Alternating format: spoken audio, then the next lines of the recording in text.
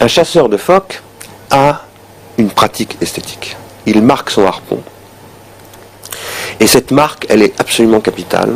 C'est ça qui lui donne une existence. Et pas simplement une subsistance. Un chasseur de phoques, c'est pas du tout un mangeur de phoques. C'est un homme qui existe en relation avec les phoques. Mais son souci dans la vie, c'est pas du tout de manger des phoques ou de tuer des phoques. C'est à travers la chasse aux phoques, d'exister. Et de rendre hommage, disons, au monde dans sa modalité à lui. À partir de la révolution industrielle, c'est-à-dire d'un processus technologique, c'est-à-dire à partir de la naissance de la technologie, parce que la technologie, ça n'existe pas avant.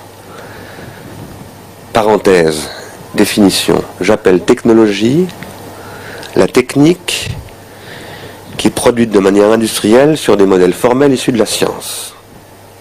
Aucun rapport avec le harpon du chasseur de phoques. Je ferme cette parenthèse.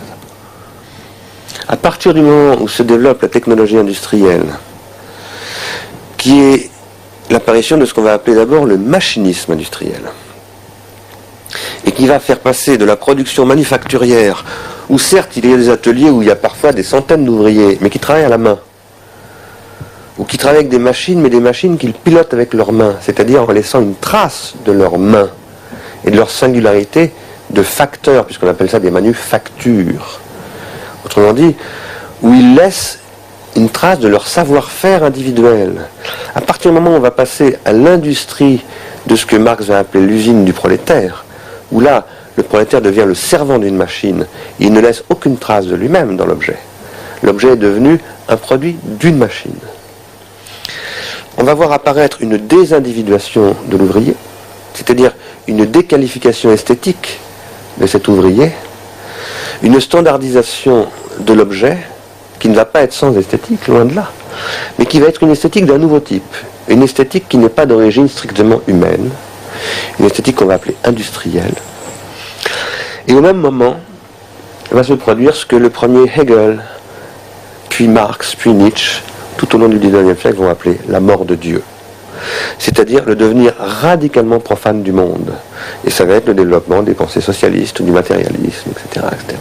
C'est alors que va apparaître ce qu'on appelle l'artiste, à proprement parler. C'est-à-dire celui qui va signer en son propre nom et qui ne travaille pour personne, ni pour le pape, ni pour la cité, ni pour un commanditaire, mais pour lui-même. La figure la plus célèbre, c'est Cézanne. Mais Cézanne est précédé par Manet, par un certain nombre d'autres. Delacroix étant un peu entre les deux. Et comme on l'a dit il y a quelque temps dans le journal Le Monde, Emmanuel Leroux en l'occurrence, l'art va se substituer à Dieu. Dieu étant mort, l'artiste va conquérir un pouvoir nouveau, une espèce de pouvoir non simplement séculier, que peut-être Walter Benjamin va appeler un pouvoir fétichiste, qui va être l'art comme substitut du religieux pour la bourgeoisie. Alors là va se produire un processus d'individuation nouveau, j'appelle individuation là la condition de formation de l'individu, de l'artiste moderne, ce qu'on va appeler la modernité avec Baudelaire, avec un certain nombre d'autres, qui est essentiellement lié à l'apparition de la condition de l'homme moderne, au sens de la condition de l'homme de la vie industrielle, des produits en série, de la fabrication des mégalopoles, de l'anonymat, etc., etc. Et tout ça va se produire dans une relation assez fondamentale à la technique, dans la mesure où au même moment apparaissent l'appareil photo, le phonographe, le cinématographe, etc., etc.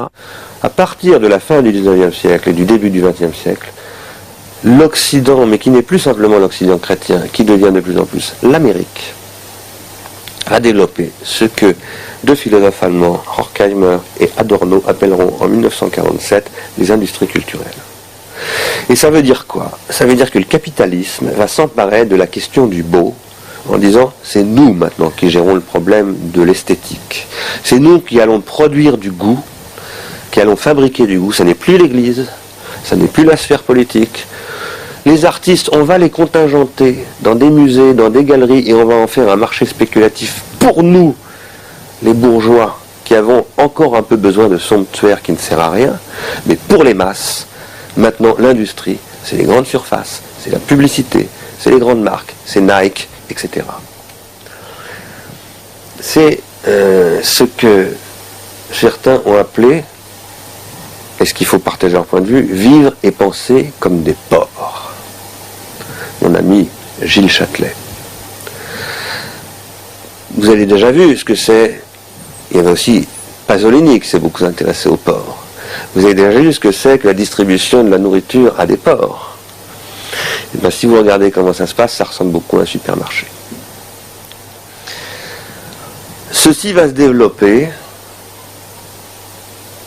et va créer une nouvelle époque esthétique, face à laquelle, sentant qu'il se passe des choses sur ce plan-là, les dadaïstes